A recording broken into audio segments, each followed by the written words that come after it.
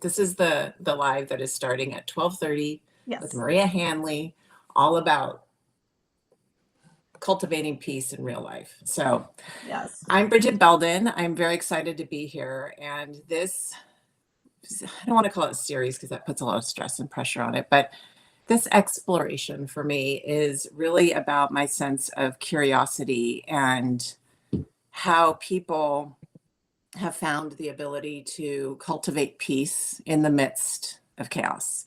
And I call it dancing in a hurricane because I really feel like it's about centering and grounding so that you don't get sucked up into the world going on around you.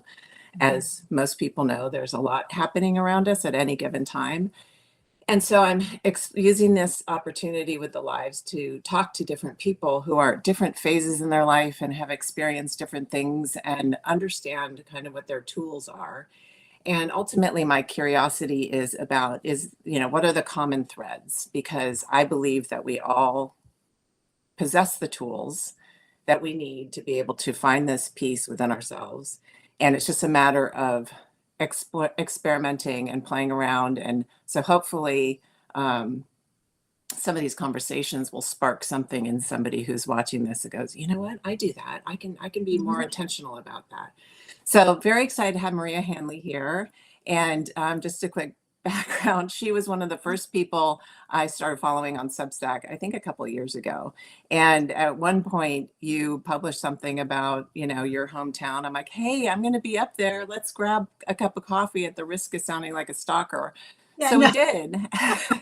And it's been really great to get to know you in real life, as well as on Substack and following your work. Maria is the author of Dream Big, which hopefully you will see in the notes. I will include that when we send out a follow-up, the recap. And your quote, I think, on there in your description of your bio was chasing a publishing dream that won't die. Yeah. It refuses to fade. I think you said something like that, a little gentler. Yeah. Yeah. And I'm going to let you tell a little bit about yourself and currently, what motivates you around that specifically. And then we'll kind of look at where you are in life and kind of the tools you use and what hurricanes you're facing. So with that, welcome. Yeah. Thank you. And thank you for having me. I'm delighted to be here with you. And like you said, it's been a pleasure getting to know you here and in real life. It's wonderful. So I love how you call these things that happen or how life can feel a hurricane. That's what it feels like, because everything can feel like it's swirling a lot of the time. So I think that's apt. So, you want me to just tell a little bit about my book? Yeah, a little bit about what you write about and your background and whatever. Yeah, so my background is not like, I've only been writing probably for about 5 years. I had what I call a pandemic-induced transition from working in education and just having like a little voice that just wouldn't go away, that was saying, I want to learn how to write stories. It helps me make sense of life. It helps me make sense of my experiences. And I love how it connects people. Stories connect people. And I think that's something that I crave in my life. I think we all do, but it's started to feel bigger and like something I need to do. and writing helps me with that. And you can't not to do it, right?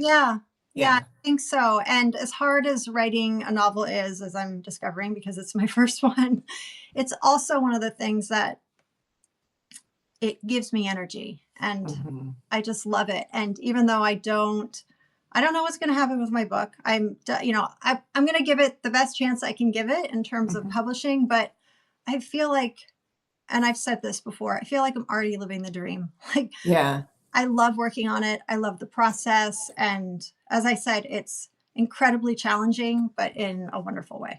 Yeah.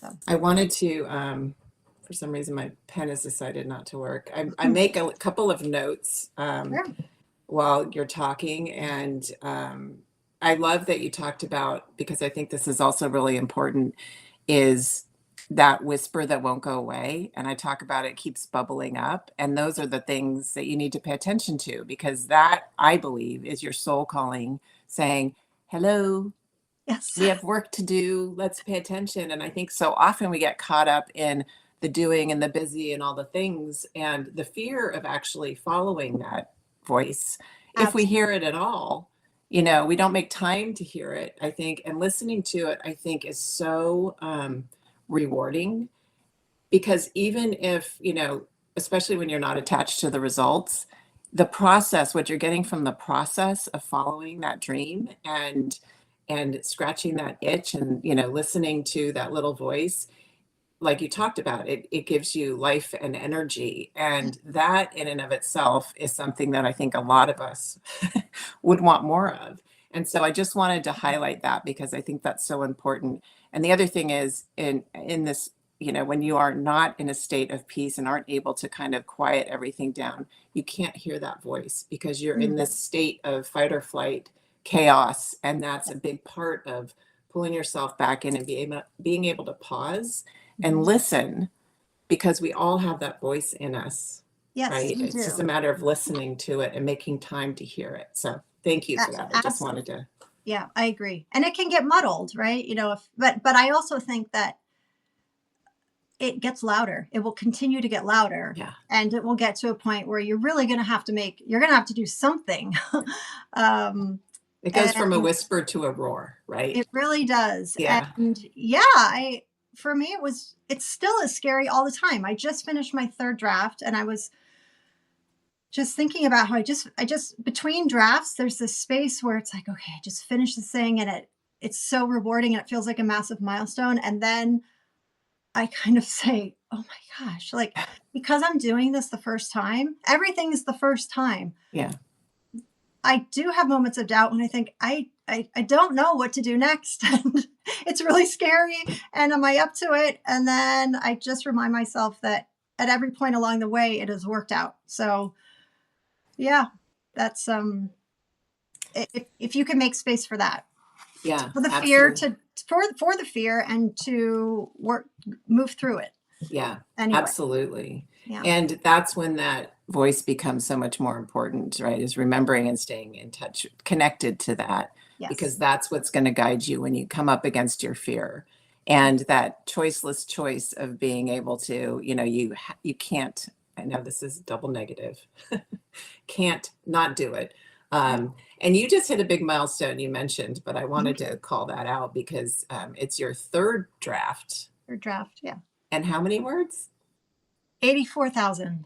That's amazing. Yeah. Congratulations. Thank And you. I hope, do you take time to celebrate those I benchmarks? do. Yeah. And I take a break too. And I just kind of sit and look at that stack of paper for a few days. Yeah. And again, it's that moment of, no one knows what's going to happen with this, but also I wrote a book. Yeah. Like, Yeah. it's right there. So Yeah. So yeah. exciting. Okay. So let's talk about, so I love that portion of it, and we'll get back to that. But let's talk about what else is happening in your life and how Mhm. you are able to do this, The thing. and, take us to where you are currently in your life Sure. journey. I think I am at what is probably, it's not an uncommon midlife hurricane. I think Yeah. is the best way to put it. I have three sons, the oldest of which is a senior in high school. So we're in college decision season right now, and they're coming in by the day. So this Yeah. is, in motion as I speak. Um, and my middle son is in high school as well, and the other one is going to be in middle school next year. So I feel like they're not little anymore, and that is its own season of busy for sure. Mhm. But this feels maybe a little more tender as I'm preparing to like soft launch the oldest. It's just Yeah. a huge transition. Yeah. There's lots of feelings. It's so happy and so exciting, and it's exactly what we want to happen. And also, a really big change. Yeah. And, it's just bittersweet, Yeah. and so that is happening. And, of course, just all the day-to-day parenting stuff that, it could be anything from like homework to getting someone to soccer, just, all the bits and pieces of every day. That's Hmm. always happening. Hmm. And I know I've told you that I don't live geographically close to any of my siblings or my parents. And I'm definitely at a point where I'm starting to feel that distance because the Hmm. family needs are shifting. Hmm. Um, it's very much a sandwich generation dynamic, I think, is a good way of Yes. putting it. I And think it, so many people can relate to that.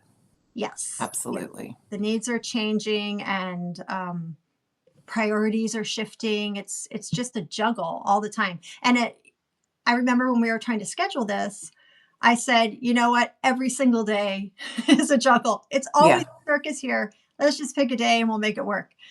Because that's what it feels like, I think, most of the Yeah. time. And yes, I could say trying to write a book in the middle of this is crazy in its own way. But as I said before, it fills me up. So that's why I fit it in. I just make it happen because I need to. Yeah. And I love that. And just to reiterate, my background is as and I still work with women in midlife and coach and talk about these transitions that happen. And there are so many of them Mhm. that happen, I'm about to face, and I think I'm probably edging past midlife.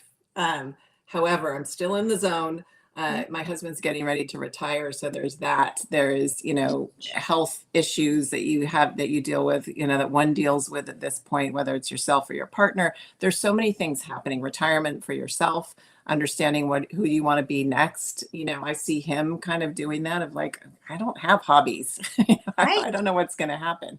And so all of this transition, with the roles that you have, they are, like you said, multiple, there's hurricanes within hurricanes. And so the fact that you can find the time, that you make the time, and you're creating the time to do something that really feeds your soul and fills you up in a way that, yes, of course, family does. That's a given. We'll Mhm. leave that there.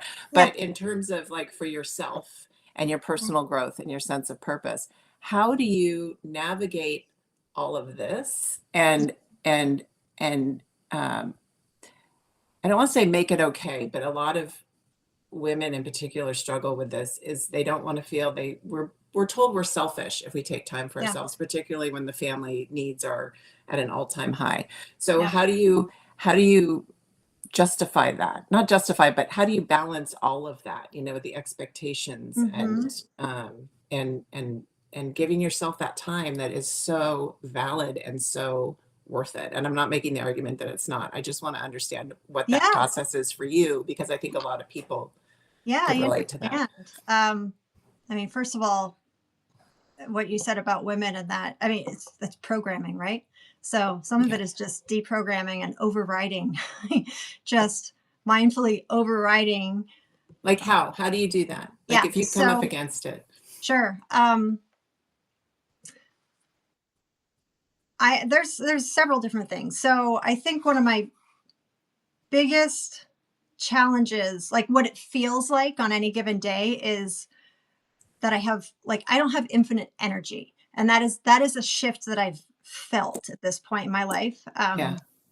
And so that shows up in like how I feel, but also like I never feel like there are enough minutes in the day to do it all. Or um, it's hard to transition between wearing all the hats and I lose focus. And all of this requires energy to show up well. So I mean, first of all, I sit down every Sunday night and I sit down with my calendars. Like I have two planners, one for my writing and one for the household. And I'm a pen to paper girl. Like I like to sit down and color Yeah. code and do all that stuff, but it helps me see realistically how much time there is for whatever it is. Like I've always been challenged by all the things I want to do up here and what is realistic. And so that I just enjoy that. It helps me get a grip on the week ahead. And almost never does it go to plan, Okay. but that's okay. I have sort of a framework for it. And then And we as can, you say, pen to paper, I just want to point out that you're yeah. surrounded by Post-it notes. I Yes, don't know what's on it in color it's my, coding. my story beats for my novel. It's, yeah, I could go into that, but the scene cards aren't on there, but it's how the story is structured. Um, yes, exactly. I need to write it down. I've cut up my manuscript and pasted paragraphs, like that's what I do. So that helps me. Um, I just like, I think some of it's really basic stuff. Like I try to stay active. I have 2 standing walking dates every week with friends. I try to see people. Fresh air. I haven't gone to a gym inside since COVID. Like I just want to go outside. Mhm. And I know you can't do that everywhere, but I am, I can do that, and I want to take advantage of it. So that helps. And then this year I have started doing yoga and meditating much more consistently than I have in Mhm. the past. I've kind of dabbled with both in the past, but something kind of shifted this year where I really just felt the need to show up for myself in that way. I needed to be quiet, for myself. Mhm. Just, and I'm talking like 5 or 10 minutes a day. Like Yeah. I am not taking hours and hours out, but just a moment to be still, um, and just be. Yeah. And it has helped me so much. And the yoga, again, like not hours and hours every day, 10, 15 minutes. I feel better. And that time with myself, um, it helps me recenter. It Yeah. makes a huge difference. And I don't know why at this point in my life, I just decided to keep showing up for that, but it doesn't feel like work. It feels like something I need to do, like my novel. So I just make it happen. Um, So many things you said in there that I yeah, wanted that I want to touch sorry. base on. No, I think it's so great. The last thing you said, which is, for some reason again another choiceless choice, and I think there is something about that commitment when you get to a certain place in your life that Mhm. you have this no matter what else is going on, that commitment to showing up for yourself and Yep, being really, I in my work with women tell them, it's prioritizing yourself as if your life depended on it, because in so many ways it does, right? Your life and your sanity and your peace. And yep, so the things you're talking about are so important, and they might look different for everybody. Like I've heard a absolutely. lot of people say, and it's interesting that you were called to meditate, because there's a lot of people who are like, I can't meditate to Yeah, save my life. I was like that for a long time, and I, like you, finally found peace in that, just being able to sit and think every day. Some people love to journal. I'm not yep, much of a journaler, but I love to go outside like you do. I, find great peace in the birds, out there singing and yep. being present to what's happening. I know I talk about birds I love it. I love it. so much. Um, and I think so. You're talking about both the practices that you do, the yoga Mhm. and the meditation and the going for walks, but there's also a really important thing about the embodiment of Yep. um, these practices that allow you to show up not only for yourself, Mhm. but to show up differently, or to show up in situations that help support you versus, you know, it's responding versus reacting. Yes. And I think I know where you're going because yes, everything I've mentioned is like a thing to do. And one thing that I wanted to add there was that therapy has helped me a lot Yeah, in my life. that's an important And I, one. I don't think that you have to have something massive happening. I've called on it reactively and proactively at different Mhm. points. And if you can find the right person and you want to do the work, for me, it has been life changing. Yeah. Um, but in terms of like mindset, that's also been a shift for me. So I think it's how I'm looking at the things happening around me and also how I'm talking to myself. Those have Yeah. been two big shifts for me. Um, and I wrote about this recently. It's in terms of looking at what's happening around me. I mean, all these things, yeah, it can be a lot on any given day. But also, I think about, when I brought my babies home, right? And you're sitting there in the dark with this baby who is not sleeping and you're really tired. Like I remember when we came home with our third, who we hadn't had a baby in the house for 4 years. Yeah. And I remember saying to my husband, "Oh my God, this is brutal." Like I kind of forgot how hard this is. But also, no one's surprised. That's exactly what's supposed to happen. You're supposed to be tired. That baby is supposed to wake up. And also, it's wonderful. Yeah. And I feel like that is kind of how I feel about Mm. everything happening in my life right now. And I want to be mindful and not make it sound like everyone should be skipping around saying, "Oh, all my, all the tough things in my life are great."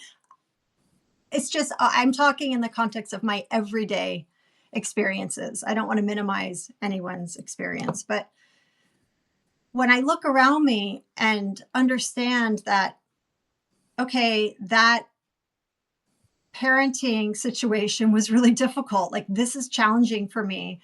I may not know what to do in this situation. And like, parenting teenagers is really hard. And it's supposed to be. Right. Why am I surprised? Yeah. And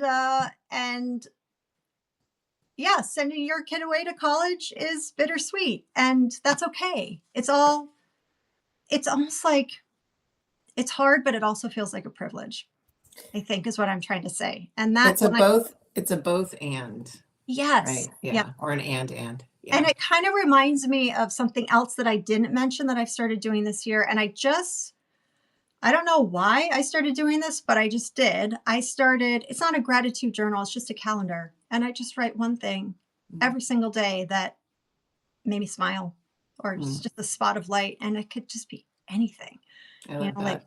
going out to ice cream with my kid, or I got a new book at the bookstore, or, another college acceptance, or just sitting together with my son and having a great conversation. Like it could be anything. And now that I've started to notice those and take time every day to just write one down, it has changed how I see everything happening. It Do you doesn't mean it's not hard in the moment, do but you find that you start looking for those moments? yeah, Yeah. yeah, Yeah. I do. Yeah.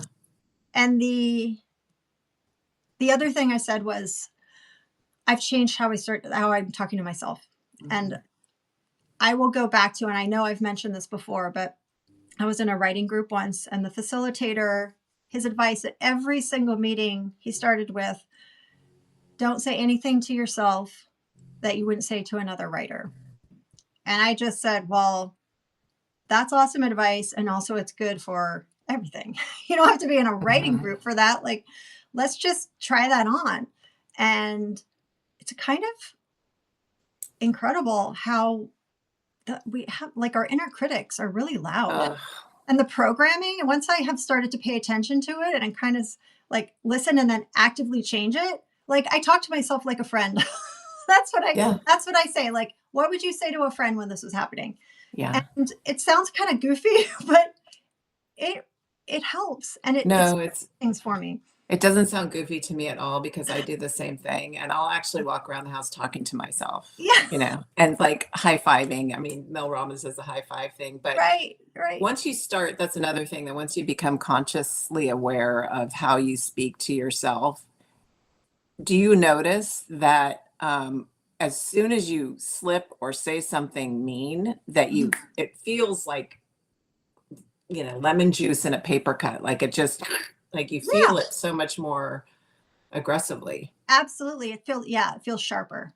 Yeah. Like the little gremlin got out, Yeah. and that's okay. It's there. acknowledge it, but also it doesn't need to be there. Yeah. Yeah. That's I the love level. that because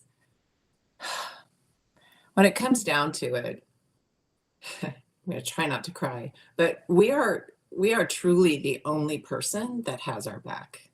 And we are Mhm. so mean to ourselves, that I Oh, know, can I be. think part of my journey and where I find my peace is learning to trust myself. And you mentioned a couple times in there that, if you screw up, that, or something happens, that it'll, you can work through it or whatever. It's that Yeah. level of trust that kind of Yeah. gives you peace. And there is something really amazing about, I'm about to turn 60 in just a few weeks here, and I, for the first time, can say I really love who I am, and Mhm. that's a pretty amazing place to be, and it feels really good. Beautiful. And Yeah. it doesn't mean that there aren't those moments of, oh, you dodo, but now I use the word dodo and kind of it's more it's That's pretty more funny. I loving. like that. Yeah. I'm not quite as bitchy, it's more, Yeah, it's I more know what you like, mean. and so yeah, I think that that's so important, and I love that. Did you have anything else on that before we kind of? Um, I only that it takes. I mean, I still work at it all the time. It's Yeah, not necessarily that it just comes easy. I yeah, am mindful about it, and that self doubt and that little gremlin do pop up. It's maybe not so much about. Well, I don't know. Ask me in a couple of years, but I don't know if we can eliminate it, but just move it to the side a little bit. well, you know. yes, and that's a really important point, is that all of these things are practices. Yes. Meditating, they call it a practice for a reason. Yoga, they call it a practice for a reason. You never master it, right? Yeah. And that, well, some people do. Yeah. Let's be real. I would not be that person, but there are many people out there who are Yeah. yoga and masters in their craft. However, and it's the same thing, I think, with the mindset shifts that, Yeah. it is having that showing up with self-compassion for yourself when you Yes. do make that slip or you do screw up, because it will happen. It will continue to Oh yeah. happen. And It I've will. talked to a couple of our previous conversations, we talked about this idea that, and you and I talked about this too, is that, just when you think you're like, okay, I kind of handled that really well, I'm really proud of myself, and then Right. something shows up and it kind of looks a little different. You're going, what Totally. is this? I don't like this at all. And then you notice, oh Totally. my God, it's the same thing. It just looks a little bit different. It's like this spiral. The Yeah. the the more practiced you become at addressing some of those things, the more they show up looking a little different, so that you Yeah. continue to grow. It's never ending journey, which is so amazing and at Hmm. times really frustrating and hard. But at the end of the day, And what we're uncomfortable. getting from it, yeah, it's just a continual growth cycle. And there's going to be moments when I mean, I'll have say something to my husband and I'll leave the room and I'll be like, wow, What where was did that that? come from? And what was, and when I can take the time and dig down, I'm like, okay, I see where I was kind of snapped at him and now I go back and clean it up, right? But it's Yep. not beating yourself to a pulp because you messed up, because it's going to Oh happen. no. It's Absolutely. looking at yourself and going, how did this happen for me and what can I learn from it? Yes, giving yourself so much grace, like all the time. Yeah. And I think as we talk about these things that help ground us, it's almost less about what is happening in that moment, when that hurricane is swirling around you and knocking you off balance. It's what we're doing the rest of the time. Hmm. Because for me, it's like it's changed my baseline. That's what it Hmm. feels like. So yeah, I am going to get knocked down sometimes. Hmm. Life is hard, but I can recover a little faster, a little Yes. better, a little more peacefully. And I know what to do, I think. Yeah. Know what to do to get there. Yeah. So would you say that you have, I mean, I think I know the answer to this, but Mm. would you say that you have learned how to cultivate peace? And though it's an ongoing practice, it's something that Yeah. has really helped you. Oh my, I sure am trying. Yes. Yeah. I think everything that I've talked about has definitely added a layer of awareness and definitely peace Yeah. to my life. And I think in some way I just was ready to go there. Um, so yeah, I mean, and I'm learning all the time. I think, I think earlier when I said one of my biggest challenges is Hmm. energy levels, I think that's kind of what we need to do when we're trying to figure out what is going to work for us. Like go to the point, go to the friction point. Like what is not working right now? And I think something that I finally came to, and I say this about, it doesn't have to be one specific thing or every, like a point where I've arrived is it doesn't have to feel like this. Hmm. And when I allow that and when I give myself that, I say, oh, okay. So what do we need to do to get there? Because it doesn't have to feel like this. And Yeah. I think that was a shift. That was Yeah. Amazing. So amazing. I've so enjoyed this conversation oh, me and too. Me so too. many nuggets of wisdom in there for our viewers. So Kate said this is such an inspirational, meaningful conversation, and I'm Oh, so I'm so glad that you're here. glad. Yeah. I'm so glad. So thank you, and I appreciate it. Good luck with your novel. I know I'll be Thank you, Bridget. seeing you and talking to you, and I really appreciate your time today. Absolutely. Thank you for having me. Absolutely. Anytime. Talk soon. Bye.